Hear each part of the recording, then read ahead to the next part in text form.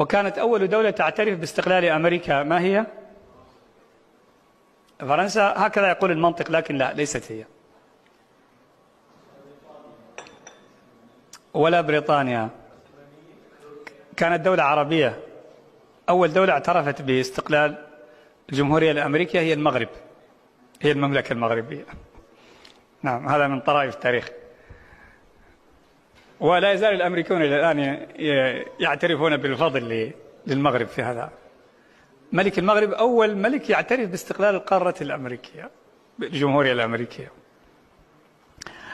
وتذكر أنا مرة كتبت بحثا لما كنت أدرس في جامعة تكساس تاريخ، كان عندنا مادة عن تاريخ العبودية في أمريكا، فكتبت بحثا عن العبيد المسلمين الذين جلبوا من إفريقيا إلى أمريكا، خصوصا شخصيات منهم متعلمة تركوا وثائق ومذكرات باللغة العربية، 5 شخصيات منهم.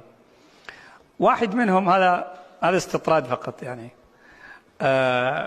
واحد منهم اسمه عبد الرحمن أيوب جالو، من الدولة الآن اللي اسمها غينيا بيساو في غرب إفريقيا، وكان أميرا، كان أبوه رئيس دولة في غرب إفريقيا، فأخذ عبدا، سرق وأخذ عبدا وعاش في أمريكا 25 عاما عبدا، ثم اكتشفه واحد بريطاني كان يعرفه في إفريقيا وتحرك من أجل إنقاذه، وتحدث مع وزارة الخارجية الأمريكية، فكتب كوكس وزير الخارجية الأمريكية رسالة إلى الرئيس الأمريكي جون كوينزي آدمز آنذاك، يقول له: عبد الرحمن هذا مسلم، وإذا أطلقنا سراحه فهذا سيكون أمرا يحبه ملك المغرب أو إمبراطور المغرب.